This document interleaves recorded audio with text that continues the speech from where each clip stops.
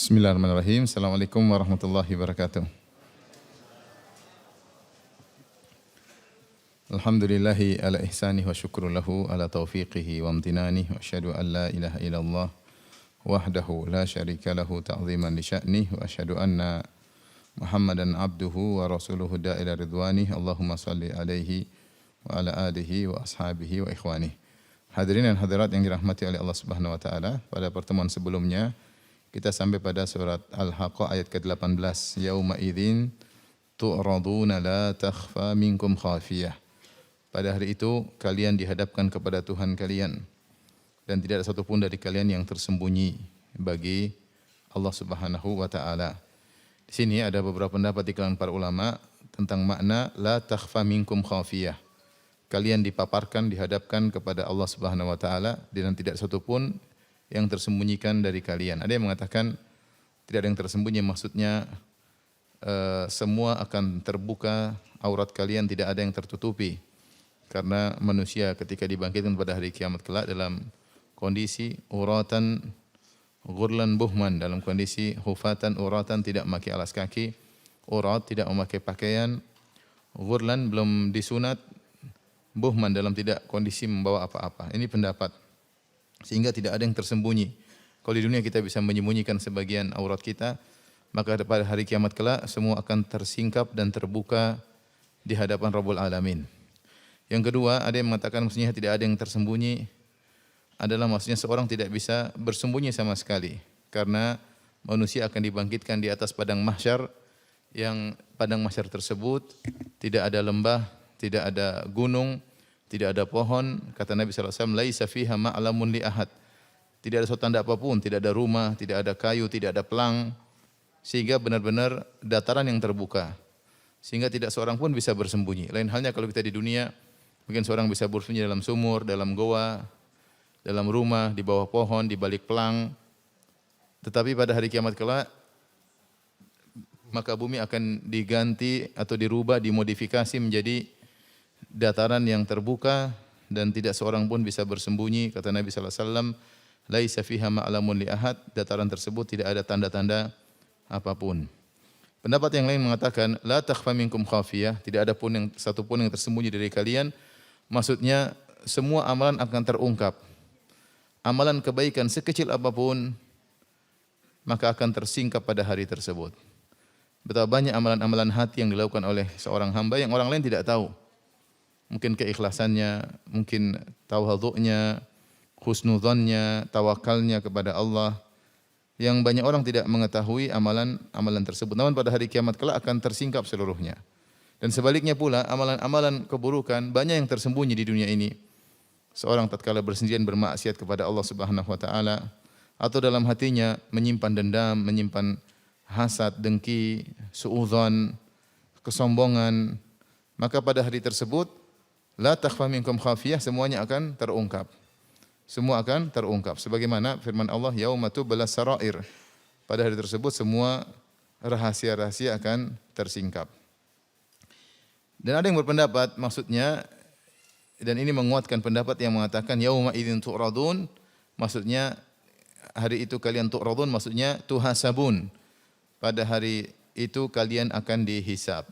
Kalian akan dihisab, di mana dalam proses hisab semua amalan akan terungkap di sisi Allah Subhanahu wa taala. Ini beberapa pendapat dari firman Allah, la takhfa minkum khafiyah. Tidak ada satu pun yang tersembunyi, dan pendapat ini semuanya benar. Ini yang disebut para ulama dengan ikhtilaf tanawwu. Karena khilaf ada dua, ada yang disebut dengan ikhtilaf tanawwu, ada yang disebut dengan ikhtilaf tadad. Ikhtilaf tanawwu yaitu perbedaan pendapat namun tidak kontradiktif. Masing-masing menyampaikan pendapatnya, dan pendapat tersebut semuanya benar ya. Yang pendapat A benar, pendapat B benar, pendapat C benar. Ya, ini kebanyakan tafsir salaf terhadap suatu ayat biasanya ikhtilaf tanawwu, yaitu berbeda sudut pandang dan masing-masing memberi tafsiran yang semua tafsiran tidak ada yang salah. Hal ini seperti ketika seorang para salaf menafsirkan ihdinas siratal mustaqim, tunjukkanlah kami jalan yang lurus. Ada yang mengatakan jalan yang lurus maksudnya Islam, ada yang mengatakan jalan yang lurus adalah sunnah, ada yang mengatakan jalan yang lurus adalah surga. Ini semuanya benar. Semuanya benar karena semuanya jalan yang lurus. Ya. Berbeda dengan ikhtilaf tadad. Ikhtilaf tadad itu kontradiktif. Satu bilang timur, satu bilang barat. Ini tidak bisa dipertemukan. Kebanyakan khilaf dalam masalah fikih, khilafnya tadad, kontradiktif. Satu bilang haram, satu bilang halal. Tapi kalau ikhtilaf para salaf dalam tafsir biasanya ikhtilafnya tanawu, yaitu hanya sekedar variasi dalam menafsirkan dan semuanya benar. Seperti contohnya dalam ayat ini, la takhfa minkum khafiyah, tidak ada satupun yang tersembunyi dari kalian pada hari tersebut. Ada yang mengatakan maksudnya semua aurat terbuka dan itu benar, ada hadis-hadis yang menunjukkan akan tersebut. Ada yang mengatakan tidak ada yang bisa bersembunyi, karena itu benar, memang manusia dibangkitkan di atas dataran yang terbuka. Ada yang mengatakan amalan tidak ada yang tersembunyi, dan itu benar, semuanya benar ya. Namun pendapat yang terakhir yang mengatakan bahwasanya tidak ada amalan yang tersembunyi, semua amalan terungkap. Jangankan amalan zahir, amalan batin pun akan terungkap. Ini menguatkan yang dimaksud adalah pembahasan tentang hisab. Yaitu yauma idzin tu'radun, pada hari tersebut kalian akan dipaparkan, maksudnya pada hari tersebut kalian akan dihisab. Maka ayat selanjutnya menunjukkan akan hal tersebut karena Allah setelah itu berbicara tentang hisab. Kata Allah Subhanahu wa taala ayat ke-19, fa amma man utiya kitabahu bi yaminihi fayaqulu ha umqra'u kitabiyah. Maka adapun orang yang kitabnya diberikan dengan tangan kanannya, maka dia berkata, ambillah, bacalah kitabku ini. Allah menjelaskan ketika tatayurus suhuf, ketika buku catatan amal diberikan kepada hamba-hamba Allah, kepada manusia di hari yang dahsyat tersebut, maka Allah menyebutkan dua model. Ada yang menerima catatan amal dengan tangan kanannya, dan ada yang menerima catatan amal dengan tangan kirinya. Yang menerima catatan amal dengan tangan kanannya, ini menunjukkan dia bahagia, dia berhasil, dia selamat, dia sukses dengan kesuksesan yang sesungguhnya. Maka Allah mulai dengan model pertama yang menerima catatan amal dengan tangan kanannya. Kata Allah Subhanahu wa taala, fa amma man utiya kitabahu bi yaminih. Adapun orang yang kitabnya diberikan dengan tangan kanannya, dia menerima dengan tangan kanannya, maka dia gembira luar biasa. Fayaqulu ha umqra'u kitabiyah. Dia mengatakan haum. Haum itu dua pendapat di kalangan para ahli tafsir. Ada yang mengatakan haum artinya khudhu, ambillah. Ada yang mengatakan ta'alu, kemarilah. Artinya dia, kalau bahasa kita, dia pamer catatan amalnya. Dia bilang ini ambil, silakan baca. Silakan baca raport saya. Inilah raport saya selama saya hidup, hasilnya itu ini. Silakan ambil. Ada yang mengatakan kalian kemarilah, baca raport saya ini. Inilah ijazah saya, inilah hasil perjuangan saya selama di dunia, ini hasilnya. Jadi maknanya ambillah atau kemarilah untuk baca. Dan dia mengungkapkan hal ini kepada seluruh yang hadir ketika itu. Dia ngomong kepada siapapun, pada malaikat, pada manusia yang hadir, baca. Karena itu kebahagiaan yang luar biasa. Kebahagiaan yang luar biasa yang tidak pernah dia rasakan sebelumnya. Maka dia berkata, ha umqra'u kitabiyah. Marilah kemari kalian, bacalah catatan amalku ini.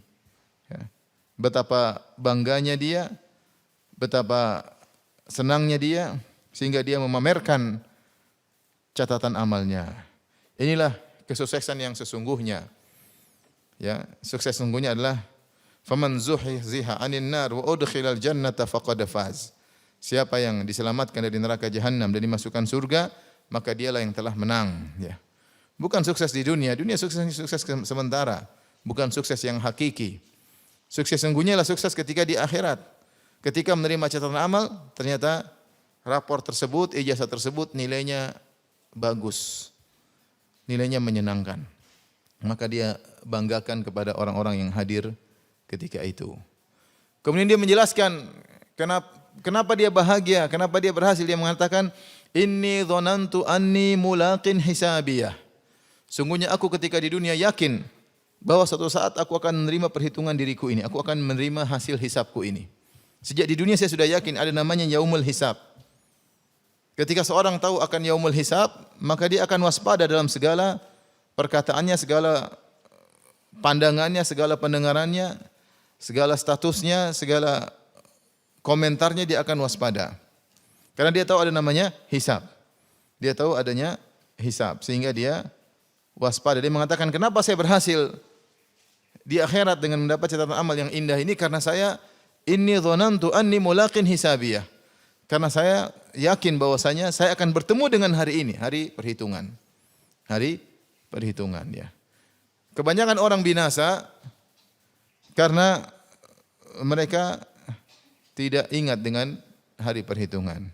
Kata Allah Subhanahu wa taala, "Innal ladzina yadhilluna an sabilillahi lahum adzabun syadidun bima nasu yaumal hisab." Sungguhnya orang-orang yang sesat dari jalan Allah Subhanahu wa taala, bagi mereka azab yang pedih. Kenapa? Bima nasu yaumal hisab, karena mereka lupa dengan hari perhitungan. Mereka dalam dunia ini melakukan sesukanya, seenaknya, tanpa menanamkan dalam hati mereka ada namanya hari perhitungan. Ini pendapat yang pertama yang mengatakan makna dzanantu di sini maksudnya aiqantu. Kenapa saya berhasil? Kenapa saya berhasil? Karena saya yakin saya akan bertemu dengan hisabku ini. Ada pendapat yang lain disebut oleh Al-Qurtubi rahimahullah, dzanna di sini sesuai dengan makna asalnya yaitu aku menyangka. Artinya dia mengatakan inni dzanantu anni mulaqin hisabiyah. Aku menyangka bahwasanya dosa-dosaku jika Allah hukum aku Allah akan mengadabku. Ternyata Allah mengampuni dosa-dosaku. Ternyata Allah mengampuni dosa-dosaku. Ini pendapat kedua. Jadi dzanna maknanya menyangka. Artinya orang ini ketika di dunia dia selalu takut dengan namanya azab. Dan dia meskipun rajin beramal soleh, dia selalu takut dengan namanya azab. Dia takut dosa-dosanya diazab. Dan dia khawatir, dia menduga ini kalau Allah hukum saya maka Allah akan mengazab saya. Ternyata ketika dia tiba di akhirat, ternyata Allah mengampuni apa? Dosa-dosanya. Maka kebahagiaan semakin bertambah-tambah. Kekhawatiran yang dia khawatirkan ternyata hilang, ternyata Allah mengampuni dosa-dosanya dan Allah memberikan dia karunia mendapatkan surga Allah Subhanahu wa taala. Maka bagaimana dengan orang ini? Kata Allah Subhanahu wa taala, "Fahuwa fi 'ishatir radiyah." Maka dia akan berada dalam kehidupan yang dia ridhai. Makna dari fi 'ishatin radiyah maksudnya fi 'ishatin fiha ridha. Yaitu kehidupan yang mendatangkan keridhaan orang yang menjalaninya. Yaitu kehidupan di surga. Semua yang hidup di surga pasti ridha, pasti senang. Karena di surga apapun yang dikehendaki, yang diinginkan pasti dikabulkan. Walakum fiha ma tashtahi anfusukum walakum fiha ma tad'un. Kata Allah Subhanahu wa taala di surga apa saja yang kalian hasratkan dan di surga apa saja yang kalian minta. Bahkan di antara tafsiran walakum fiha ma tad'un, di surga apa yang kalian akui. Di dunia ini kalau ada orang sering ngaku-ngaku padahal enggak punya. Itu perusahaan punya saya. Itu mobil punya saya padahal bukan punya dia. Ngaku-ngaku, sering orang ngaku-ngaku di dunia ini punya saya padahal bukan. Di surga kamu ngaku apa saja pasti kamu punya. Ngaku punya ini, ngaku punya anu, Allah kabulkan. Makanya di antara tafsir walakum fiha ma tashtahi anfusukum walakum fiha ma tad'un. Di surga apa saja yang kalian hasratkan, di surga apa yang kalian akui. Kalian ngaku-ngaku punya ini, punya anu, Allah langsung kabulkan. Maka bagaimana kehidupan tersebut tidak mendatangkan keridhaan dan kesenangan bagi orang yang tinggal atau menjalani kehidupan tersebut. Semua orang di surga senang. Tidak ada kesedihan sedikit pun, tidak ada kekhawatiran sedikit pun. Makanya di antara yang dicabut pertama kali dari penghuni surga adalah kesedihan. Mereka berkata, Alhamdulillahilladzi adhaba annal hazan. Segala puji bagi Allah yang mencabut segala kesedihan dari kami. Dunia ini sebab kesedihan banyak ya. Kesedihan datang dari berbagai macam sisi. Seorang sedih karena ekonominya, seorang sedih karena fisiknya, seorang sedih karena usianya, seorang sedih karena suaminya, seorang sedih karena istrinya, seorang sedih karena anaknya, seorang sedih karena tetangganya. Apalagi? Sebab kesedihan banyak sekali, datang dari berbagai macam apa? Sisi. Tapi di akhirat semua kesedihan dicabut, yang ada cuma kesenangan. Maka Allah sifati kehidupan di surga dengan fi 'ishatir radiyah, kehidupan yang mendatangkan keridhaan. Kehidupan yang menyenangkan. Di mana Allah terangkan kehidupan yang menyenangkan tersebut tidak ada kesedihan sedikit pun, tidak ada kekhawatiran sedikit pun, fi jannatin 'aliyah, di surga yang tinggi. Surga yang tinggi. Kemudian Allah menjelaskan kutufuha daniyah. Surga tinggi, mungkin pohon-pohonnya juga tinggi, tetapi meskipun pohon-pohon di surga tinggi, Kata Allah kutufuha daniyah. Buah-buahnya rendah. Kutuf jamak dari kitaf, yaitu buah yang asalnya yuktataf, diambil dengan tangan. Artinya buah-buahnya meskipun pohonnya tinggi, buah-buahnya rendah.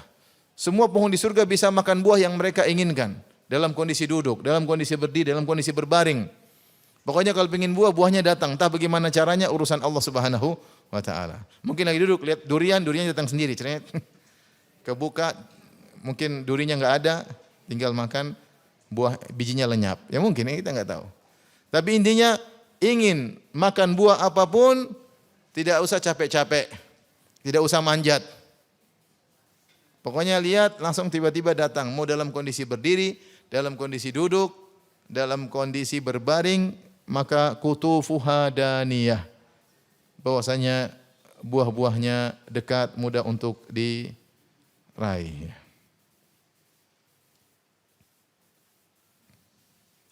Artinya tidak ada kesusahan, tidak ada kesulitan dalam bagi penghuni surga sama sekali. Untuk mengambil buah-buah yang tinggi pun mudah bagi Allah Subhanahu wa taala untuk menghadirkan buah-buah tersebut bagi para penghuni surga. Setelah itu Allah berfirman, "Kulu washrabu hani'an bima aslaftum fil ayyamil khaliyah." Maka dikatakan kepada mereka para penghuni surga, makan dan minumlah dengan nikmat, hani'an itu dengan senang, dengan gembira, tanpa ada kekurangan sedikit pun, sempurna makanan tersebut, sempurna minuman tersebut. Silakan nikmati surga dengan makanan dan minumannya. Bima aslaftum fil ayyamil khaliyah, karena amal yang telah kalian kerjakan di hari-hari yang telah lalu, yaitu di dunia, Ini dalil bahwasanya sebab orang masuk surga adalah dengan amal soleh yang dia lakukan selama di dunia. Benar dalam satu hadis Rasulullah SAW mengatakan, lan yadkhula ahadum minkumul jannata bi amalihi. Tidak seorang pun akan masuk surga dengan amalnya. Para sahabat berkata, wala anta ya Rasulullah, apakah anda juga masuk surga bukan karena amal anda? Kata Nabi, na'am. Wala ana, saya pun masuk surga bukan karena amal saya. Walakin an yataqammadani Allahu bi rahmatihi wa fadlihi. Akan tapi aku masuk surga karena Allah merahmatiku dan memberikan kepadaku karunia. Jadi kata para ulama, hadis ini menunjukkan bahwasanya seorang masuk surga bukan dengan membayar amal solehnya untuk membayar surga. Jadi lan yadkhula ahadum minkumul jannah bi amalihi, bukan ba'iwat. Jadi tidak ada seorang yang masuk surga dengan menjadikan amal solehnya sebagai bayaran surga. Karena amal soleh yang dilakukan oleh seorang tidak ada bandingannya dengan nikmat surga yang akan dia rasakan. Bayangkan kata Nabi SAW, raq'atul fajri khairum minad dunya wa ma fiha. 2 rakaat sebelum subuh lebih baik daripada dunia dan seisinya. Jika seorang salat 2 rakaat saja, yang 2 rakaat tersebut mungkin bisa dikerjakan hanya 3 menit. Bahkan sunnahnya dikerjakan dengan cepat, tidak lama-lama, 2 menit, 3 menit. Ternyata pahalanya adalah kenikmatan lebih baik daripada dunia dan seisinya. Menunjukkan ini suatu hal yang tidak sebanding. Amal yang kita lakukan cuma sedikit. Maka bukan untuk membayar nikmat surga. Karena tidak ada bandingannya. Kita kerjakan cuma 5 menit atau 3 menit, Allah berikan ganjaran yang abadi. Dari situ kita tahu bahwasanya amal yang kita lakukan ini bukanlah bayaran bagi nikmat surga yang kita rasakan, yang akan dirasakan oleh para penghuni surga. Bukan. Tetapi amal adalah sebab masuk surga. Masuk surga dengan rahmat Allah Subhanahu wa taala. Tetapi untuk bisa meraih rahmat Allah tersebut, sebabnya dengan apa? Beramal saleh. Jadi logikanya begini, masuk surga dengan rahmat apa? Allah. Untuk mendapat rahmat Allah harus dengan beramal saleh. Faham? Masuk surga dengan rahmat Allah bukan dengan membayar amal saleh, tapi untuk mendapat rahmat Allah harus dengan beramal saleh. Makanya dikatakan oleh sebagian ulama, masuk surga dengan rahmat Allah, tapi tingkatan di surga dengan tingkatan amal di dunia. Masuk surga dengan rahmat Allah, tapi tingkatan di surga sesuai dengan apa? Tingkatan amal di dunia. Maka di sini Allah sebutkan sebab mereka masuk surga dan merasakan kenikmatan surga adalah bima aslaftum fil ayyamil khaliyah. Karena amal-amal yang kalian lakukan pada hari-hari yang telah lalu, yaitu selama di dunia. Dan ini sama dengan ayat dalam surat An-Nahl ayat 32, kata Allah, udkhulul jannata bima kuntum ta'malun. Masuklah kalian ke dalam surga karena sebab amal soleh yang kalian lakukan. Ini dalil bahwasanya seorang selama di dunia, setiap amal yang dia kerjakan akan mengangkat derajatnya di surga. Maka perbanyaklah amal soleh selama masih di dunia. Kata Ali bin Abi Thalib, al-yauma amalun bila hisab, ghadan hisabun bila amal. Sekarang yang ada amal, tidak ada yang menghisab kita. Nanti pada hari kiamat yang ada hisab, tidak ada lagi amal. Selama kita masih bisa bernafas, kita masih bisa berfikir, kita masih bisa beramal. Merenungkan keagungan Allah adalah ibadah. Mentadabburi ayat Al-Quran, mikir, ibadah. Masih bisa mikir, masih bisa dapat pahala. Lidah masih bisa berbicara, masih bisa berzikir kepada Allah Subhanahu wa taala. Lidah sudah enggak bisa berbicara, otak bekerja, Allah tahu amalan otak kita. Tapi kalau kita sudah meninggal dunia, selesai. Yang ada cuma hisab, tidak lagi amal ya. Sekarang perbanyak amal, tidak ada yang menghisab kita. Amal aja, amal saja, amal saja. Namun ini semua ya mempengaruhi bagaimana nasib kita di akhirat kita. Oleh karenanya Syekh Sa'di dalam tafsirnya ya, menyebutkan artinya setiap detik yang kita lewati ini pengaruhnya luar biasa di akhirat kelak. Maka seorang berusaha tidak membuang-buang waktunya, tidak membuang-buang umurnya kecuali pada perkara yang bermanfaat untuk akhiratnya. Kecuali untuk perkara yang bermanfaat untuk akhiratnya. Dunia hanya sementara akan kita tinggalkan. Ya. Kurangi kegiatan-kegiatan yang hanya menghabiskan umur kita. Kurangi hobi-hobi yang hanya membuang usia kita. Umur kita tidak tahu sampai kapan dan yakin hanya sebentar, tidak lama. Oleh karenanya ketika Allah mengatakan kulu washrabu hani'an bima aslaftum fil ayyamil khaliyah, makanlah dan minumlah dengan senang karena amal kalian yang di masa lalu. Ini menunjukkan bahwasanya masa lalu tersebut di dunia. Artinya setiap amal yang kita kerjakan di dunia ini punya pengaruh ya terhadap hari akhirat kita ya. Saya mengatakan satu pandangan yang kita tundukkan punya pengaruh di akhirat. Di depan kita ada wanita yang terumbar auratnya, terbuka auratnya, kemudian tutup tundukkan pandangan. Ada pengaruhnya enggak di akhirat? Ada. Ada tambahan nikmat surga. Ada tambahan kebahagiaan di dunia dan ada tambahan kenikmatan di alam barzakh dan ada ketambahan kenikmatan di akhirat kelak dengan satu kali kita nundukkan pandangan. Karena kita menjalankan perintah Allah, qulil mu'minina yaghuddu min absarihim. Katakanlah kepada orang beriman untuk menundukkan pandangan mereka. Setelah Allah menyebutkan tentang model pertama, orang yang bahagia, yang mendapatkan catatan amal dengan tangan kanannya, yang dia pamerkan, dia banggakan, dia bilang, ayo baca, wahai malaikat, manusia, baca ini buku catatan amalku. Dia bahagia. Dan itulah kesuksesan dia. Setelah itu Allah menyebutkan model kedua yang sengsara, karena mendapat catatan amal dengan tangan kirinya. Kata Allah Subhanahu wa taala, wa amma man utiya kitabahu bishimalih. Adapun orang yang menerima catatan amalnya dengan tangan kirinya, fayaqulu ya laitani lam uta kitabiyah. Dia berkata, seandainya aku tidak diberikan catatan amal. Kenapa dia tidak ingin? Dia tahu kalau dia terima dengan tangan kiri itu pertanda buruk. Orang di dunia pun tahu tangan kanan tanda kebaikan, tangan kiri tanda apa? Keburukan. Artinya dia tidak ada penghormatan sama sekali kepada dirinya. Dia hanya menerima catatan amal dengan tangan kirinya. Dia mengatakan, sebelum dibuka catatan amalnya, dia bilang seandainya saya tidak terima, saya tidak mau terima. Tapi dia terpaksa untuk apa? Menerima. Tangannya terpaksa menerima. Catatan amalnya datang dengan terpaksa sehingga dia terima catatan amal tersebut dengan tangan kirinya. Saat itu dia berkata, ya laitani lam uta kitabiyah. Seandainya aku tidak diberi catatan amal. Walam adri ma hisabiyah. Seandainya aku tidak tahu apa isinya. Dia tidak ingin lihat, malu dia. Dia malu karena semua orang ketika di akhirat akan ingat apa yang telah dia lakukan. Yauma yatadzakkarul insan. Pada hari tersebut manusia akan mengingat apa yang pernah dia lakukan. Ya. Allah mengatakan bahwasanya manusia ya fa idza ja'atit tammatul kubra ya yauma yatadzakkarul insanu ma sa'a. Maka manusia akan ingat seluruh yang pernah dia kerjakan. Kita sekarang dah ingat kita lemah, banyak maksiat yang sudah kita lakukan kita lupakan. Demikian juga banyak kebaikan yang kita lakukan sudah kita lupakan. Tapi ketika di hari kiamat kita ingat semuanya. Allah menguatkan hafalan kita, kita ingat semuanya, file semua terbuka. Orang ini ketika diberi catatan tangan kiri, dia tahu isinya. Karena dia yang pelakunya, dia aktornya dalam catatan amal tersebut. Makanya dia mengatakan, walam adri ma hisabiyah, seandainya aku tidak tahu isi hisabnya, dia tidak mau buka. Ya, tapi ketika dia tidak mau buka, tetap aja terbuka.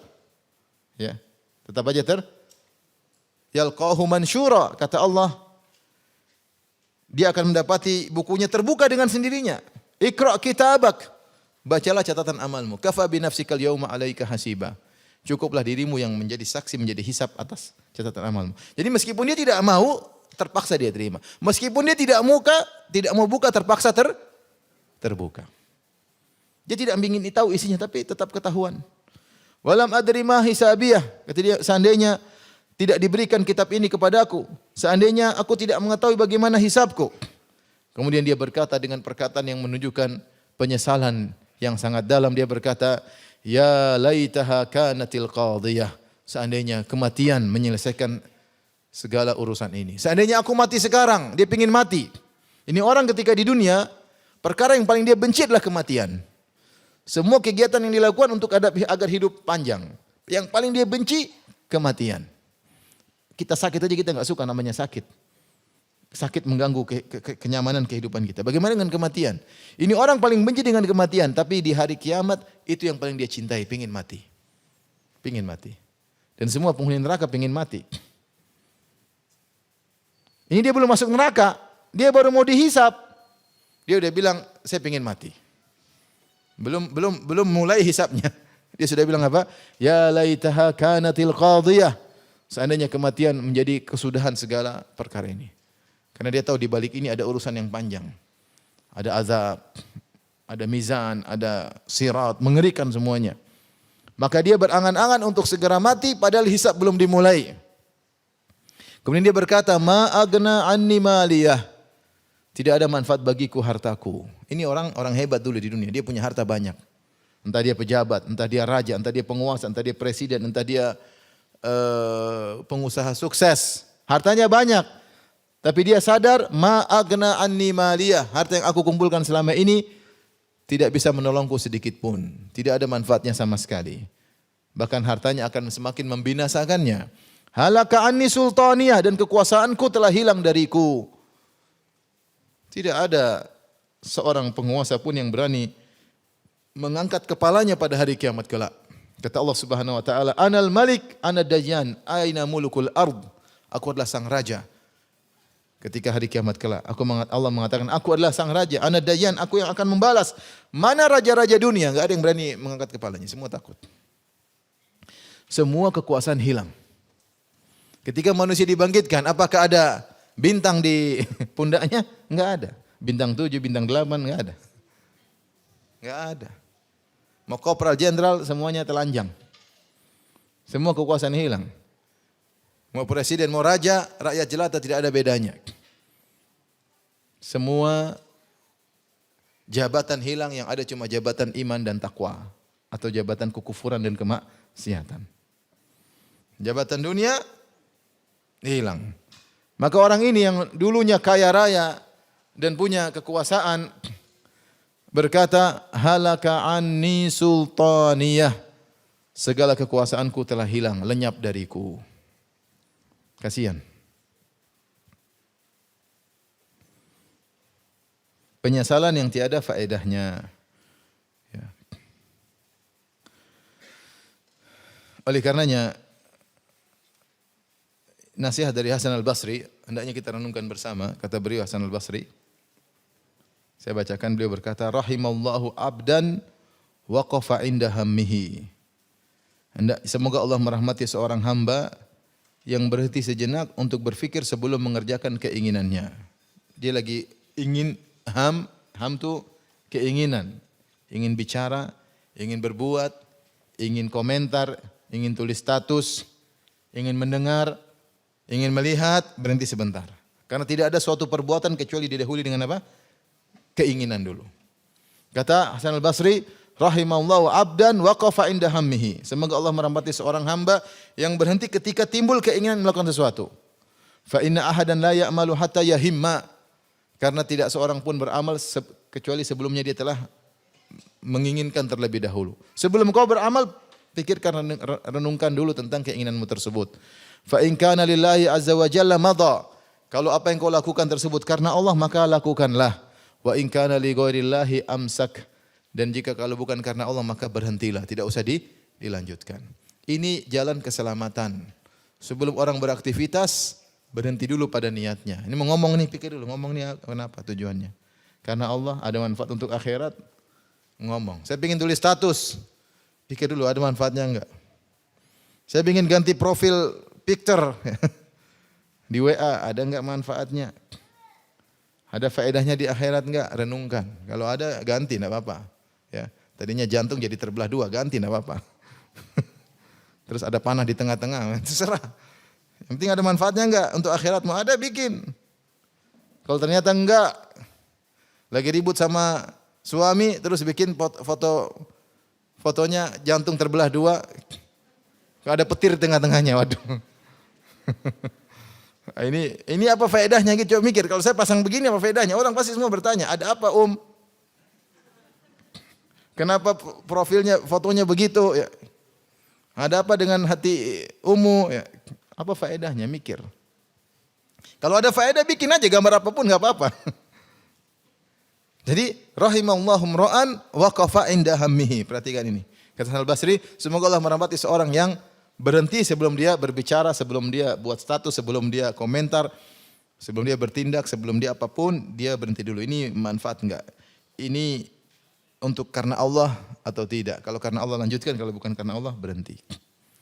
Itu namanya kita menghisap diri kita sebelum kita dihisap oleh Allah Subhanahu wa taala. Sehingga hisap itu di dunia dua model. Hisap pertama, menghisap setiap kita hendak berbuat. Hisap kedua, evaluasi.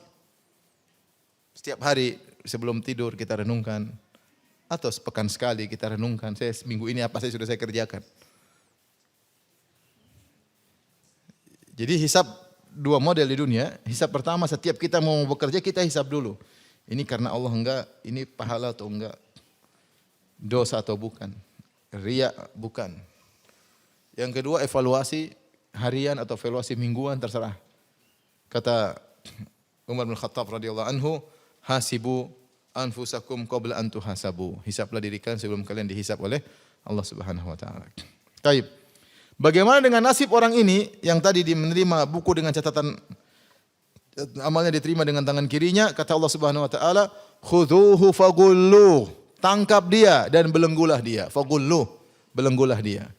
Tsummal jahima sallu, kemudian lemparkanlah dia dalam api yang menyala-nyala. Tsumma fi silsilatin dzar'uha sab'una dzira'an fasluquh. Kemudian masukkanlah dia, belitlah dia kepada rantai yang panjangnya 70 hasta. Siksa dia dengan rantai yang panjangnya 70 hasta. Jadi disiksa, siksanya dibelenggu, ditangkap, mungkin dia mau kabur ya, karena dalam Al-Qur'an disebutkan yauma yud'auna ila nari jahannam da'a. Orang-orang kafir atau yang pelaku maksiat disuruh ke neraka, dia enggak mau, tapi didorong dengan kuat dari belakang. Dia mau kabur, ketangkap, enggak bisa. Dipaksa, lempar dalam neraka jahanam. Kemudian di antara siksaan dalam neraka jahanam diambillah silsilah, yaitu rantai yang panjangnya 70 hasta. Kemudian dibelitlah dia dalam rantai tersebut. Ada yang mengatakan diikat rantai tersebut, mengikat dia. Rantai yang sangat panas mengikat dia. Ada yang mengatakan dimasukkan rantai tersebut waliyadzubillah dari dubur sampai keluar ke mulut. Ada yang mengatakan dia dipaksa masuk dalam lubang-lubang rantai tersebut, dipaksa masuk ke dalam lubang-lubang, tentunya sangat mengerikan dengan panas yang luar biasa. Ya, kekuasaannya tidak ada faedahnya, hartanya hilang sia-sia. Tidak ada faedahnya sama sekali. Kata Allah, kenapa dia seperti itu? Kenapa disiksa? Kata Allah, innahu kana la yu'minu billahil azim. Sungguhnya dia tidak beriman kepada Allah yang maha agung. Wala yahuddu ala ta'amil miskin. Dan dia tidak pernah memotivasi orang untuk memberi makan kepada fakir miskin. Ini dua kesalahan besar yang Allah sebutkan menyebabkan dia disiksa dengan siksaan tersebut. Menyebabkan dia lalai dengan hisab. Pertama, dia tidak beriman kepada Allah yang maha agung. Dia syirik. Ya. Tidak beriman dengan hari kebangkitan. Ya. Dia tidak mengagungkan Allah sebagaimana mestinya. Kata para ulama, Allah mengatakan sifat Al-Azim, dia tidak beriman kepada Allah yang Maha Agung, artinya dia berbuat syirik. Allah sebut sifat Allah atau nama Allah Al-Azim yang Maha Agung untuk menunjukkan siksaan Allah dahsyat. Sebagaimana Allah Maha Agung, nikmatnya dahsyat, siksaannya juga dahsyat. Sebagaimana nikmat surga tidak bisa kita bayangkan bagaimana indahnya, demikian juga siksa neraka juga tidak bisa di luar khayalan kita. Siksaannya pedihnya luar biasa. Fa yauma idzil la yu'adzibu adzabahu ahad. Pada hari tersebut tidak ada yang bisa mengadab seperti adabnya Allah. Di dunia kita mungkin bisa bayangkan orang menyiksa orang mungkin disilet kah, di apakah, itu masih kurang semuanya. Mau dibakar hidup-hidup, mau ditempel dengan besi panas, mau disilet, mau dikasih garam, dikasih jeruk apa, pokoknya siksa itu ringan semuanya. Kata Allah, fa yauma idzil la yu'adzibu adzabahu ahad. Maka pada hari tersebut tidak ada yang mengadab seperti adabnya Allah. Wala yuthiqu wathaqahu ahad, dan tidak ada yang membelenggu sebagaimana belenggunya Allah Subhanahu wa taala. Allah Al-Azim, Maha Agung, dahsyat nikmatnya di surga dan dahsyat siksaannya di neraka Jahannam. Ini kesalahan pertama, dia tidak ikhlas kepada Allah, dia berbuat kesyirikan. Dan orang yang berbuat kesyirikan dia tidak mengagungkan Allah. Makanya kata Allah, perhatikan, wa ma qadarullaha haqqa qadrihi wal ardu jami'an qabdatuhu yaumal qiyamah was samawati matwiyatun bi yaminih subhanahu wa ta'ala amma yusyrikun. Kata Allah Subhanahu wa ta'ala, sungguh mereka tidak mengagungkan Allah sebagaimana mestinya yang seharusnya. Padahal wal ardu jami'an qabdatuhu yaumal qiyamah, padahal hari kiamat kelak bumi dalam genggaman Allah. Was samawati matwiyatun bi yaminih, langit dilipat oleh tangan kanan Allah. Subhanahu wa ta'ala amma yusyrikun, maha suci Allah atas kesyirikan yang mereka lakukan. Kalau mereka mengagungkan Allah, mereka tidak akan menyembah makhluk. Kalau mereka tahu Tuhan pada hari kiamat kelak akan menggenggam bumi dengan satu genggaman, melipat langit dengan tangan kanannya, ngapain dia nyembah nabi, ngapain dia nyembah wali, ngapain dia nyembah berhala yang tidak bisa apa-apa di dunia ini? Maka orang yang berbuat syirik, dia tidak mengagungkan Allah Subhanahu wa taala. Dia tidak mengagungkan Allah Subhanahu wa taala. Di dunia kita beribadah mencari sanjungan manusia, kita tidak mengagungkan Allah. Yang kita perlu cari sanjungan Allah, bukan sanjungan manusia yang penuh dengan apa? Kekurangan. Maka ini kesalahan pertama, dia berbuat syirik kepada Allah, dia tidak mengagungkan Allah Subhanahu wa taala. Yang kedua, wala yahuddu ala ta'amil miskin. Dia duitnya banyak. Tadi dia bilang punya kekuasaan, punya harta, tetapi dia tidak pernah memotivasi orang untuk memberi makan kepada fakir miskin. Inilah dua sebab yang buat dia sengsara. Pertama, syirik, yang kedua pelit. Maka bahaya ibu-ibu, jangan pelit-pelit. Kalau ada suami pelit, biasanya istrinya yang bikin dia pelit. Biasanya, tidak selalu ya. Kalau ada suami dermawan, biasanya istrinya yang buat dia apa? Dermawan. Maka hati-hati ibu-ibu, motivasi suami untuk apa? Dermawan. Jangan motivasi suami untuk apa? Pelit. Dari sini Allah sebutkan dua kesalahan besar orang ini yang buat dia masuk neraka, syirik, yang kedua pelit. Maka dari sini juga Syekh Abdurrahman bin Nasir As-Sa'di mengambil faedah bahwasanya asal kebahagiaan dua hal. Ikhlas kepada Allah dan berbuat baik kepada orang lain. Siapa ingin bahagia, maka lakukan kebalikan dari dua dosa ini. Kalau ingin bahagia, ikhlas kepada Allah. Semakin ikhlas, semakin mengagungkan Allah, maka semakin bahagia. Kebahagiaan dia tidak tergantung dari komentar netizen, dari like-like-nya netizen, enggak. Dia ikhlas kepada Allah, dan semakin dia memperhatikan orang lain, memberi makan kepada orang lain, membantu orang lain dengan apa yang dia bisa berikan, baik harta, baik makanan, baik tenaga, baik pikiran, baik ide, selama dia berusaha membahagiakan orang lain, maka dia akan dibahagiakan oleh Allah Subhanahu wa taala. Inilah dua pokok kebahagiaan. Pertama, ikhlas kepada Allah, yang kedua membantu orang lain. Yang pertama ikhlas, yang kedua ihsan. Maka Allah mengatakan kepada tentang orang ini, ya. Innahu kana la yu'minu billahil azim. Dia tidak beriman kepada Allah yang Maha Agung. Wala yahuddu ala ta'amil miskin. Dan dia tidak motivasi orang untuk beri makan kepada fakir miskin. Falaisa lahul yauma hahuna hamim. Maka pada hari ini tidak ada seorang pun teman baginya, tidak ada teman. Waktu dia di dunia dulu temannya banyak. Orang kaya temannya banyak atau tidak? Banyak, semua orang cari muka sama dia. Apalagi dia penguasa. Banyak kerocok-kerocoknya, penjilat-penjilatnya banyak sekali. Yang pingin jabatan, yang pingin dapat bagian, pingin dapat bagi-bagi roti, sebanyak. Yang dia penguasa. Semua orang ekor sama dia, dimanapun dia berada semua orang ikut. Begitu pula jika dia orang kaya, dimanapun dia berada orang ikut semuanya. Karena ingin dapat bagian darinya. Hari tersebut tidak ada satu man pun. Falaisa lahul yauma hahuna hamim. Subhanallah. Tidak ada satu man pun yang dekat sama dia. Semua takut dekat sama dia. Takut kecipratan apa? Azab. Jadi ini orang disiksa sebelum dia diazab, dia sudah tersiksa, ketakutan, kekhawatiran. Seandainya saya mati sekarang, saya tidak ingin lihat hisab saya. Dia sudah disiksa dengan siksaan batin sebelum masuk neraka jahanam. Kemudian Allah sebutkan tidak ada teman bagi dia. Wala ta'amun illa min ghislin. Dan tidak ada makanan baginya kecuali darah dan nanah. Ghislin adalah semua cairan yang keluar dari penghuni neraka jahanam. Ya. Yang keluar dari tubuh neraka, apakah nanah, apakah darah, apakah keluar dari muntah, apakah dari kemaluan, semua cairan yang keluar dari penghuni neraka jahanam dikumpulkan untuk dijadikan makanan bagi penghuni neraka jahanam. Waliyadzubillah. Kita lihat nanah di dunia saja jijiknya luar biasa. Kita suruh makan, aduh ngeri. Apalagi nanah di akhirat. Nanah yang keluar dari luka di akhirat, dari luka di neraka.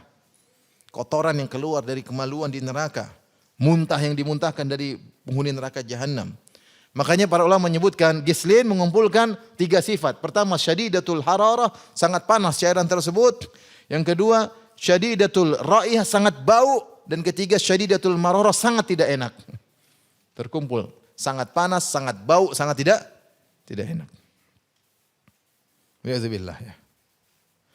Inilah yang di dunia dia makan seenak-enaknya, pelit tidak mau kasih orang. Sekarang di akhirat dia disuruh makan nanah, makan darah. Ya. Kata Allah, la ya'kuluhu illal khati'un. Tidak ada yang makan dari makanan seperti itu kecuali para pendosa, Setelah itu Allah masuk pada paragraf berikutnya. Bagaimana Allah Subhanahu wa taala bersumpah tentang Al-Qur'an. Kata Allah Subhanahu wa taala, "Fala uqsimu bima tubsiruna wa ma la tubsirun." Maka sungguh aku bersumpah dengan apa yang kalian lihat dan apa yang tidak kalian lihat. Yaitu Allah bersumpah dengan seluruh isi alam semesta. Karena yang di alam semesta ini ada yang kita lihat dan ada yang tidak kita lihat. Aku bersumpah dengan apa yang kalian lihat dengan apa yang tidak kalian lihat. Innahu laqaulu rasulin karim. Allah bersumpah untuk apa? Untuk menjelaskan. Sungguhnya Al-Quran itu adalah wahyu yang diturunkan melalui Rasul yang mulia. Al-Quran itu benar-benar wahyu dari Allah Subhanahu wa taala. Bukan karangan sang Rasul, bukan. Rasul tugasnya adalah menyampaikan.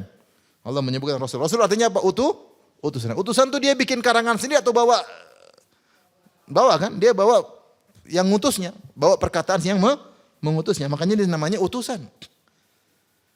Muhammad utusan, Jibril utusan untuk membawa perkataan yang mengutus, yaitu perkataan Rabbul Alamin.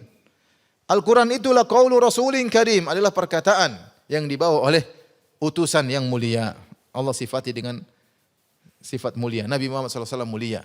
Dan ini bantahan kepada orang-orang yang mengatakan Muhammad adalah orang gila, majnun. Muhammad ya dituduh dengan tuduhan tidak, kadzdzab, pendusta. Yang ini bertentangan dengan sifat kemuliaan Nabi sallallahu alaihi wasallam. Allah mengatakan innahu laqaulu rasulin karim. Muhammadlah utusan yang mulia. Wa ma huwa biqauli syair. Al-Qur'an itu bukan perkataan penyair. Al-Qur'an bukan syair. Syair jelas ada ketukannya, ada nadanya. Ya.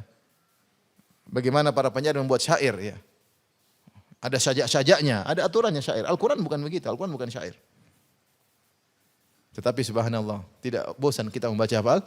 Al-Quran. Menakjubkan Al-Quran. Makanya Al-Quran ini yang menakjubkan. Bukan syair tapi lebih nyaman kalau dibaca, lebih nikmat daripada mendengar apa? Syair. Orang-orang Arab tidak bisa mendatangkan semisal Al-Quran. Kalau mereka disuruh bikin syair, mereka bisa. Karena syair ada ketukannya. Al-Quran bukan syair. Dan dia bukan narasi juga, bukan narasi seperti tulisan biasa gitu, enggak. Dia bukan narasi dan dia bukan juga syair. dia metodenya sendiri, menakjubkan. Yang orang-orang Arab dahulu yang mereka ahli bahasa, ahli syair tidak bisa mendatangkan semisal Al-Quran. Makanya Allah bantah, kata Allah, wa ma huwa biqauli syair. Al-Quran bukan perkataan penyair. Kalian tahulah orang-orang Arab. Syair itu punya aturan tertentu. Qalilan ma tu'minun, sedikit yang beriman. Kenapa? Karena mereka tahu bukan syair, tapi mereka karena sombong mereka tak mengatakan ini syair. Lah, sudah tahu itu bukan syair, ngeyel. Karena mereka kufur, mereka tetap mengatakan Al-Quran hanya syair yang dibuat oleh penyair gila si Muhammad. Sehingga perkataan mereka kontradiktif. Mereka bilang syair, mereka bilang Muhammad orang gila. Masa orang gila bisa bikin syair kayak? Mereka bingung. Wala biqauli kahin, dan bukanlah Al-Quran adalah perkataan dukun. Qalilan ma tadhakkarun, sedikit mereka mengambil pelajaran. Yang benar tanzilum mir rabbil alamin. Yang benar Al-Quran itu turun dari siapa? Rabbul alamin. Dia adalah firman Allah Subhanahu wa taala. Dahulu penyair dan dukun itu mulia di sisi orang-orang Arab. Adapun gila, kemudian pendusta itu tercela. Maka di sini Allah Subhanahu wa taala membantah semua tuduhan kepada Muhammad. Mereka menuduh Muhammad sebagai orang gila dan sebagai pendusta. Allah bantah dengan Rasulin Karim. Dia adalah Rasul yang mulia. Orang mulia tidak mungkin gila, tidak mungkin dusta. Tetapi termasuk orang mulia di zaman itu adalah penyair dan juga dukun. Maka dibantah lagi. Ini juga bukan dukun, ini juga bukan apa? Penyair. Faham? Tetapi tanzilum mir rabbil alamin. Tapi Al-Quran adalah turun dari Rabbul alamin, dari pencipta alam semesta. Walau taqawwala alaina ba'dal aqawil, seandainya Muhammad mengada-ngadakan sebagian perkataan atas nama kami. Ada Muhammad karang sendiri. Ada ayat dia karang sendiri, dia tambah-tambahin satu huruf. La akhadna minhu bil yamin, maka kami akan pegang dia dengan tangan kanannya, tsumma laqata'na minhul watin, lalu kami potong pembuluh jantungnya, pembuluh darah jantungnya. Kalau Muhammad berani tambah satu huruf saja kami akan bunuh dia, kata Allah Subhanahu wa taala. Semua yang Al-Qur'an dari A sampai Z, dari Al-Fatihah sampai An-Nas, semuanya bukan karangan siapa? Muhammad. Bukan karangan Muhammad. Makanya ayat-ayat yang di situ ada teguran kepada Muhammad, Muhammad pun sampaikan. Abasa wa tawalla an ja'ahul a'ma. Dia bermuka masam dan dia berpaling, wajahnya bermuka masam berpaling. Siapa yang ditegur? Rasulullah SAW. Kalau Rasulullah SAW karang sendiri, ngapain dia sebutkan ayat yang menegur dirinya? Ya ayuhan nabi, lima tuharrimu ma ahallallahu lak, wahai nabi, kenapa kau mengharamkan apa yang Allah halalkan bagimu? Allah tegur Nabi SAW. Afallahu anka lima adzinta lahum, semoga Allah mengampuni engkau wahai Muhammad. Kenapa kau izinkan mereka untuk tidak ikut berperang? Allah tegur. Tidak ada ayat yang disembunyikan oleh Rasulullah SAW karena beliau hanya Rasul, sang utusan. Menyampaikan perkataan yang mengutusnya itu Allah Subhanahu wa taala. Kalau Muhammad tambah satu huruf saja, Allah akan bunuh dia. Allah akan tangkap dia, kemudian Allah akan potong urat jantungnya. Kata Allah Subhanahu wa taala, "Fama minkum min ahadin anhu hajizin." Kalau Allah sudah ingin membunuh Muhammad, kalau dia mengarang-arang Al-Quran, maka tidak seorang pun dari kalian yang mampu untuk menghalangi Allah untuk menyiksanya. Wa innahu latadhkiratul lil muttaqin. Sungguhnya Al-Quran itu pelajaran bagi orang-orang yang bertakwa. Al-Quran bukan karangan Muhammad. Benar-benar dari Rabbul Alamin. Kata Allah setelah itu memuji Al-Quran, wa innahu latadhkiratul lil muttaqin. Sungguhnya Al-Quran itu adalah pelajaran bagi orang-orang yang bertakwa. Maka ini teguran bagi kita ketika kita baca Al-Quran, sungguhnya kita berusaha mencari pelajaran. Bukan hanya sekedar baca-baca saja 1 juz, 2 juz target, enggak. Baca Quran dalam rangka mencari apa? Pelajaran. Kenapa orang-orang Khawarij dicela oleh Allah Subhanahu wa taala? Karena mereka tidak tahu tafsirnya. Dicela oleh Nabi SAW, kata Nabi SAW, yaqra'unal Qur'an la yujawizu taraqiyahum. Orang-orang Khawarij itu baca Al-Quran namun tidak melewati kerongkongan. Itu cuma di mulut doang, indah. Tidak masuk ke hati. Khawarij orang Arab atau bukan? Orang Arab. Yang memberontak di zaman Ali bin Abi Thalib. Mereka orang Arab, mereka pandai bahasa Arab dan mereka baca Al-Quran, mereka tahu terjemahannya, tapi mereka tidak mentadaburi. Oleh karenanya Nabi SAW mengatakan, mensifati orang Khawarij, yaqra'unal Qur'an la yujawizu taraqiyahum. Mereka baca Al-Quran, tapi tidak sampai melewati kerongkongan mereka. Nah, Allah menjelaskan dalam surat ini, dalam surat Al-Haqqah, wa innahu latadhkiratul lil muttaqin. Sungguhnya Al-Quran itu adalah peringatan, pelajaran bagi orang yang bertakwa. Menunjukkan sifat orang bertakwa berusaha mencari pelajaran dari apa? Al-Quran. Dia baca, mentadaburi, mengerti maknanya apa, tujuannya apa. Baca tafsirnya. Kemudian kata Allah, wa inna lana'lamu anna minkum mukadzibin. Dan sungguh kami mengetahui bahwasanya di antara kalian ada yang mendustakan Al-Quran. Ya, orang-orang Quraisy yang mereka tahu Al-Quran itu bukan karangan Muhammad, mereka tahu. Tapi mereka nekat mendustakan. Mereka tahu Muhammad tidak mampu untuk mengarang seperti itu. Kalau itu karangan Muhammad, tentu mereka juga bisa niru. Kalau Al-Quran karangan Muhammad, Abu Jahal juga bisa bikin apa?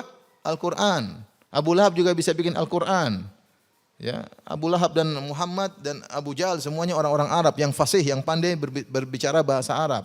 Mereka pandai juga syair-syair, bahkan Muhammad enggak bisa bikin syair. Seandainya Al-Quran karangan Muhammad sallallahu alaihi wasallam, Abu Lahab, Abu Jahal, Al-Walid bin Mughirah, semuanya bisa bikin Al-Quran. Jadi mereka tahu Al-Quran bukan karangan Muhammad, tapi mereka tetap mendustakan. Orang-orang Quraisy tahu. Dan di bumi ini betapa banyak orang yang mendustakan apa? Al-Quran. Kemudian kata Allah, wa innahu lahasratun 'alal kafirin. Sungguhnya Al-Quran itu akan memberikan penyesalan bagi orang-orang kafir di akhirat. Orang kafir akan menyesal. Mereka dulu kenapa tidak beriman? Kenapa mereka tidak baca Al-Quran? Ternyata Al-Quran pahalanya sangat banyak. Ternyata Al-Quran akan beri syafaat bagi para pembacanya. Akan menolong orang yang membacanya. Ya. Membela orang yang membacanya. Mengangkat derajat orang yang membacanya. Meninggikan derajat surga orang yang membacanya. Terlalu banyak manfaat Al-Quran.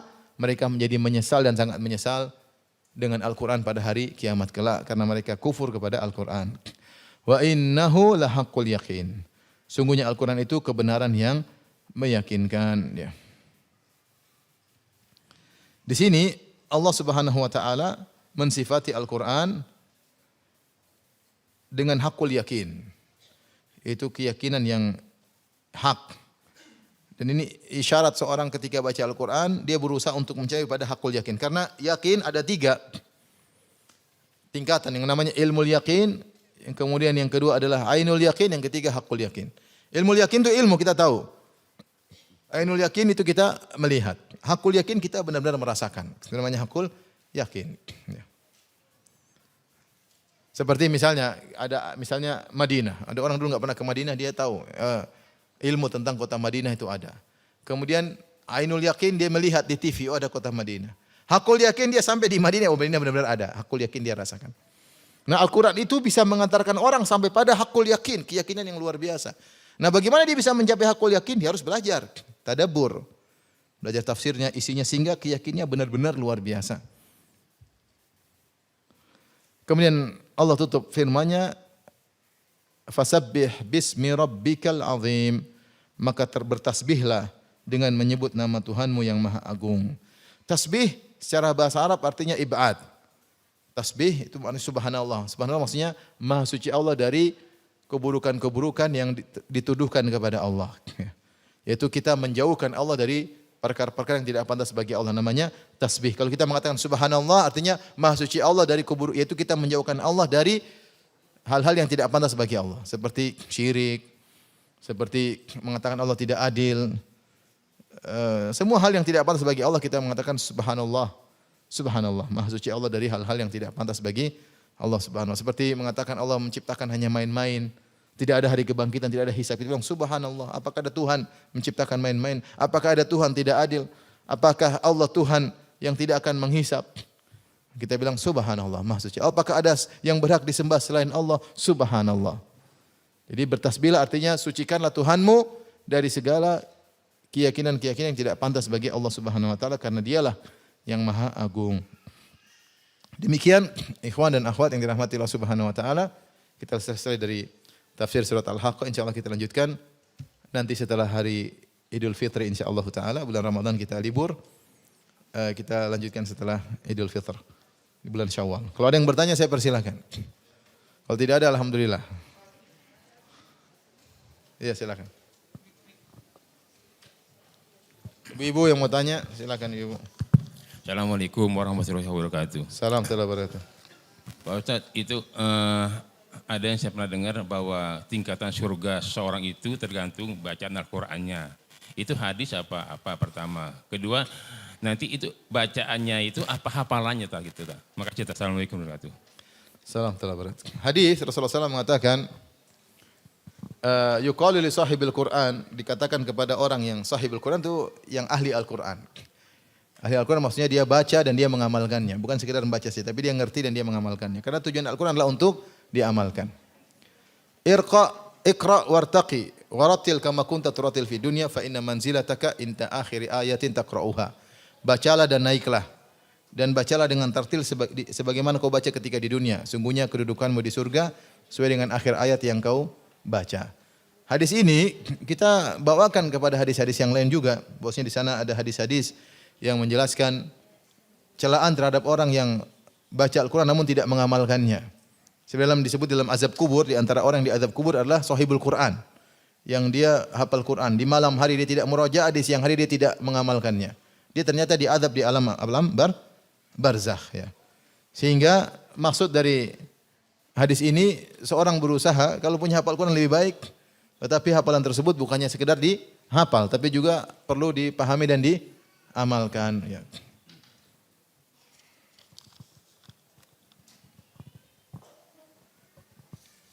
Kami memiliki orang tua yang sudah mulai pikun. Jika beliau berpuasa di Ramadan, dia lupa makan dan minum sehingga puasanya batal.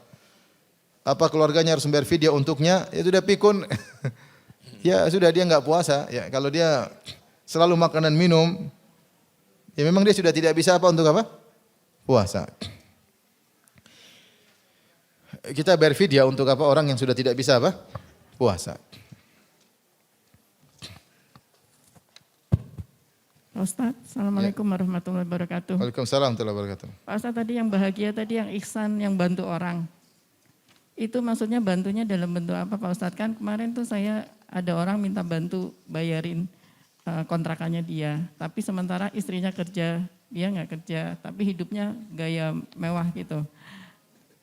Itu bagaimana Pak Ustaz? Apa perlu kita bantu juga untuk bayarin? Terserah ibu, bantu silakan, enggak juga enggak apa-apa. Bantu dinasehati, boleh bantu. Kamu gaya hidupmu mewah banget, tidak pantas. Besar pasak daripada apa? Tiang, ya enggak benar ya. Dinasehati, nasihat itu baik, manfaat. Tapi dibantu. Dibantu dan dinasehati. Ya, Pak Ustaz, yang kedua, kalau bantu sama saudara sepupu yang agama lain bagaimana Pak Ustaz? Silaturahmi jika pada selain agama hukumnya sunnah. Apalagi kalau ada tujuannya untuk mengambil hatinya. Ya. Kata Rasulullah SAW kepada orang Quraisy, "Walakin lakum rahimun sa'abulluha bibilaliha." Tapi antara kalian dengan aku ada hubungan kerahiman. Aku akan menyambungnya, kata Nabi SAW. Jadi pendapat yang benar, menyambung silaturahmi bagi selama orang kafir tersebut bukan kafir muharib, bukan yang menyerang kita, tapi dalam kondisi tentram seperti di tanah air kita ada yang kafir saudara kita, maka dianjurkan untuk berbuat baik kepada mereka, namun tidak wajib. Yang wajib kalau ayah dan ibu. Ayah dan ibu kafir maka wajib untuk berbakti kepada mereka. Tapi selain ayah dan ibu tidak wajib. Hukumnya cuma apa? Sunnah. Assalamualaikum warahmatullahi wabarakatuh. Waalaikumsalam warahmatullahi wabarakatuh. Kalau kita beriman, kuncinya adalah keikhlasan. Terkadang manusia itu futur Ustadz. Kalau kita beribadah lalu karena kita ingin beriman kita paksakan. Apakah ini dalam kategori kita tidak ikhlas atau karena satu hal lain? Khawatir. Itu bagus. Maksakan diri untuk bisa ikhlas ya. Berarti kita karena Allah Subhanahu Wa Taala, karena kita merasakan ada kemalasan. Ya. Berarti kita berusaha beribadah supaya kondisi kita menjadi lebih apa? Lebih baik. Syukran Ustaz. Sama-sama. Kalau wanita umroh sebaiknya sholat di mana? Di hotel apa di masjid? Ya. Sudah bayar mahal-mahal, sholat di hotel. Terserah ya, wanita kaidahnya jelas. la tamna'u ima Allahi masajidallah buyutuhunna khairun lahun. Jangan kalian melarang para wanita dari rumah-rumah Allah, tapi di rumah mereka lebih baik. Kenapa wanita di rumah lebih baik? Karena mereka lebih jauh dari pandangan lelaki. Mereka lebih konsen, mereka lebih bisa beribadah kepada Allah Subhanahu wa taala. Dan Rasulullah ketika mengucapkan hal ini, Rasulullah SAW mengucapkan di Madinah. Artinya wanita-wanita, ibu-ibu di zaman Nabi SAW, kalau sholat di rumah mereka lebih afdal daripada sholat di masjid apa? Nabawi. Nabi yang bilang demikian. Tetapi jangan dilarang kalau ingin ke masjid. Maka untuk masalah seorang yang umrah, dia lihat mana yang lebih khusyuk bagi dia. Kalau dia merasa di kamar lebih khusyuk, enggak apa-apa di kamar. Tapi kalau dia merasa di kamar dia malas-malas, habis sholat kemudian buka WhatsApp, buka medsos, yang mending dia ke masjid. Mending dia ke masjid. Assalamualaikum. Waalaikumsalam warahmatullahi wabarakatuh. Pak Ustadz, saya mau bertanya, kebetulan kan suami saya sudah meninggal. Apabila saya mensedekahkan suami saya, apakah saya ikut dapat pahala Pak Ustadz? Sedekah atas nama suami? Iya. Pahala sedekah enggak, tapi pahala berbuat baik kepada suami. Pahala sedekahnya buat apa? Suami.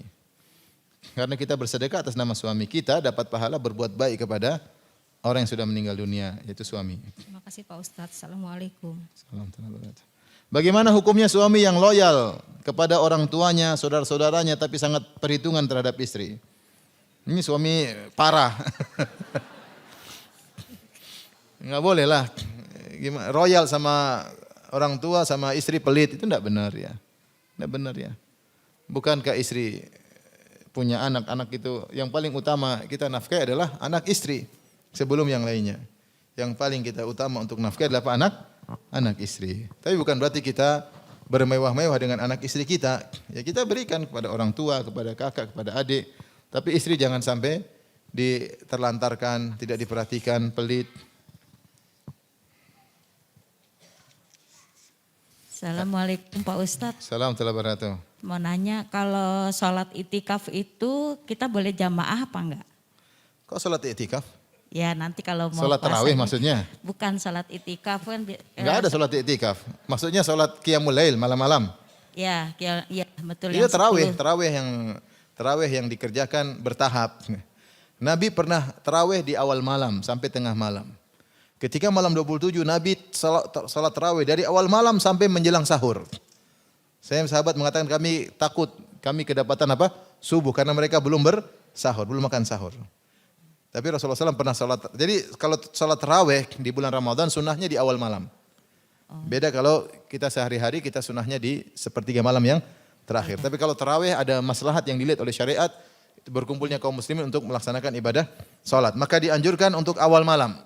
Dan itu yang diperhatikan oleh Nabi SAW selama 3 malam. Rasulullah pernah salat sampai tengah malam, para sahabat minta tambah, kata Rasulullah SAW, siapa yang salat sama imam sampai selesai dapat pahala salat semalam suntuk. Dan Rasulullah SAW pernah salat malam 27 sampai menjelang apa? Sahur. Nah, sebagian orang tidak kuat dari jam 8 sampai jam 4 enggak kuat. Maka dibikinlah 2 ronde, 3 ronde, boleh-boleh saja. Ya, dia salat pertama 20 rakaat, nanti jam 1 20 rakaat terserah dia. Jadi kalau mau salat berjamaah itu lebih baik ya. Tapi intinya yang memudahkan kaum muslimin. Yang memudahkan kaum muslimin. Kalau ibu sudah merasa sudah cukup awal yang di tengah malam pengen baca Quran sendiri, terserah. Yang penting hati kita lebih apa? Tentram. Tidak semua orang ingin sholat terus. Sebagian mereka ada yang ingin baca tafsir, sebagian mereka ada yang ingin baca Al-Quran sendiri. Assalamualaikum warahmatullahi wabarakatuh. Waalaikumsalam. Ustaz, Ini pertanyaan terakhir atau belum? Belum. Ustadz, bagaimana hukumnya itikaf untuk wanita Ustadz? Apakah diperbolehkan? Kalau diizinkan suami. Bagaimana kalau nggak ada suaminya? Kalau diizinkan suami boleh. Selama tidak ada kewajiban yang dilalaikan. Kalau ada anak yang harus diurus, ada orang tua yang harus dirawat, maka lebih utama dia menjalankan apa? Kewajiban. Jika tidak ada kewajiban yang dikerjakan, maka wanita baik untuk i'tikaf. Sebagaimana laki-laki perlu memperbaiki jiwa mereka, memperbaiki hati mereka, wanita juga lebih perlu juga. Oleh karenanya di zaman para sahabat yang i'tikaf bukan cuma laki-laki, tapi para wanita juga i'tikaf. Perempuan itu yang lebih untuk menjauhkan diri daripada dunia. Tiap hari lihat tas, tiap hari lihat HP, tiap hari lihat apa lagi? Korea. Ya. Sudah saatnya untuk menyepi di masjid, menanggalkan dan meninggalkan seluruh kemewahan kehidupan dunia. Ya. Selama ini sibuk lihat glamornya kehidupan, sudah saatnya mikirin akhirat.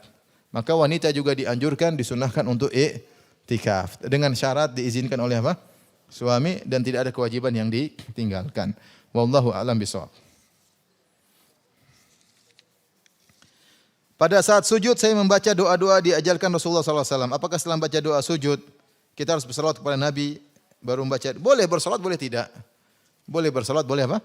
Tidak. Dianjurkan bersalawat sebagaimana fatwa Syekh bin Baz rahimahullahu taala. Kita baca subhana rabbiyal a'la setelah baca doa sujud, kemudian kita berdoa sebagaimana kalau kita berdoa begini. Cuma posisi kita lagi apa? Sujud.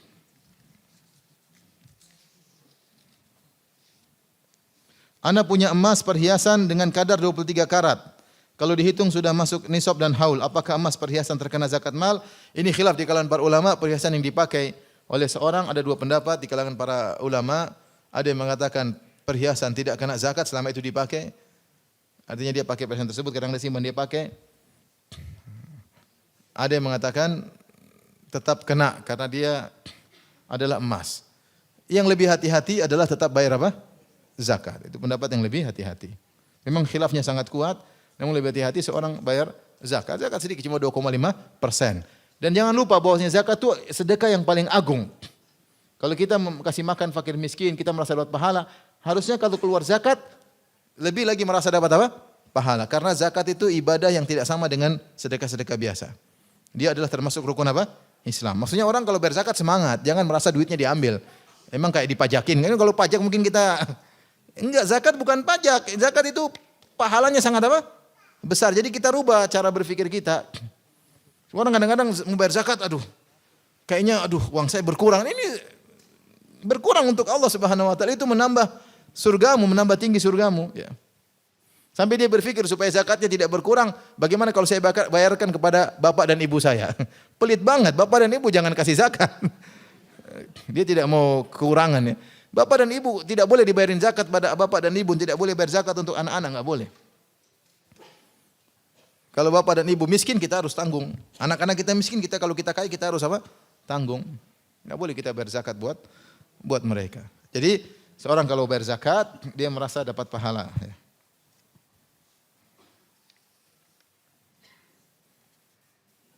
Bagaimana kewajiban kita terhadap keponakan? Keponakan sudah berapa kali dibantu tapi sering bohong dan menipu kita. Dia sudah 4 kali kawin cerai, punya 2 anak yang tidak diurus dan dinafkahi, dibiarkan hidup bersama mantan istri-istrinya. Sekarang dia sering WA minta uang. Apakah keponakan saat seperti ini harus kita bantu? Dinasehati dan dibantu. Dinasehati dan dibantu. Kalau wajib tidak. Kalau kita tahu dia nakal, tidak amanah, tidak. Tapi kita bantu sekedarnya buat makan dia. Kan kamu makan berapa sehari? 20.000, kasih 20.000 buat makan. Ya. Kalau anak-anaknya kita langsung kasih duit, jangan lewat dia. Karena dia tidak amanah. Ya. Tapi kita kasih makan. Kalau dia lapar jangan dibiarin. Ponakan kita mati kelaparan. Kasih. Tapi tidak usah kasih berlebihan karena kita tahu dia tidak amanah.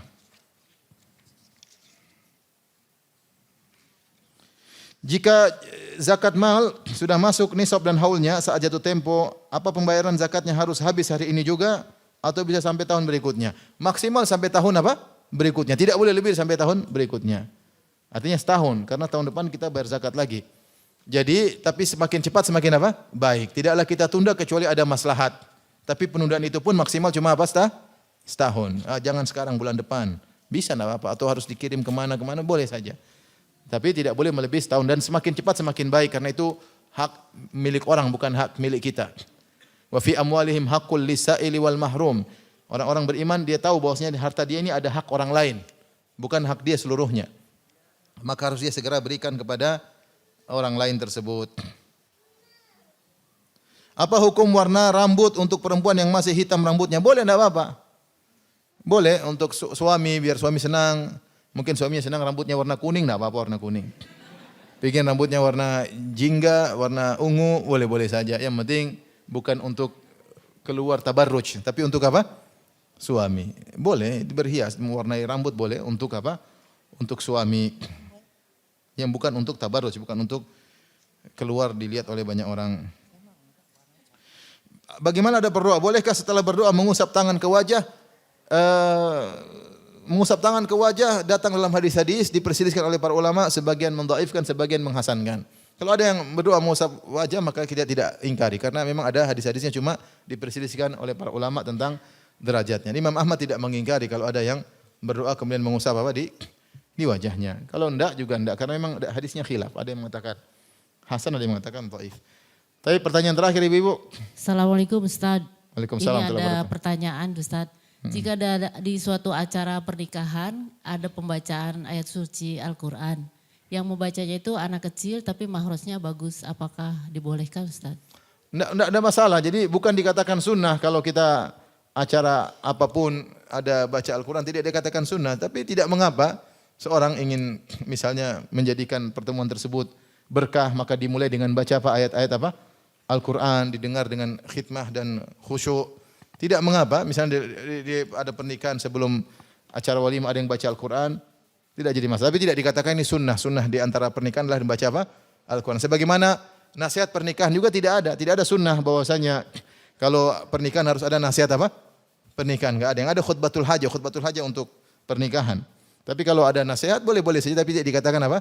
Sunnah. Ya, sekedar acara dan hukum asal acara pernikahan. Hukum ada tradisi. Hukum asalnya boleh-boleh saja.